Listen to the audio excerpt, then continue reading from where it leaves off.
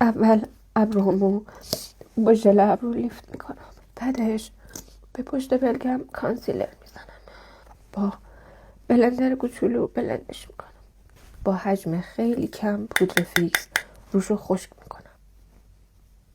بعدش از یه همچین رنگی با بلندینگ براش میزنم این گوشه پلکم و به سمت داخل بلندش میکنم. بعدش با یه براش کوچیکتر از این رنگ قهوه‌ای گرم استفاده میکنم و میزنم اینجا.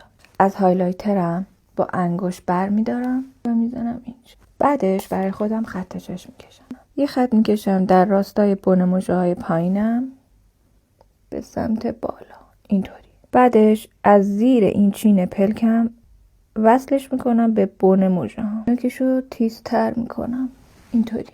بعدش هم مژه میذارم. مژه رو میذارم روی بن مژه‌های خودم. پرایمر، کرم پودر، با بلندر نمدارم بلندش میکنم. کانسیلر میزنم. به زیر چشمم پودر فیکس میزنم.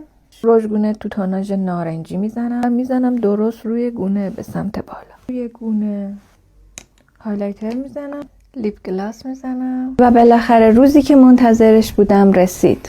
بریم که با هم نتیجه رو ببینیم. با اون وضعیت عجیب غریب دندونام تنها کسی که واقعا حرفمو فهمید و گفت میتونم یه لبخند درست حسابی برات بسازم خانم دکتر آزاد سعادتمند بود. کارم ترکیبی از روکش و لامینت بود و نتیجهش خیلی قشنگتر از چیزی که حتی تصورشو میکردم شد. این آینه ببینه. هم شد رو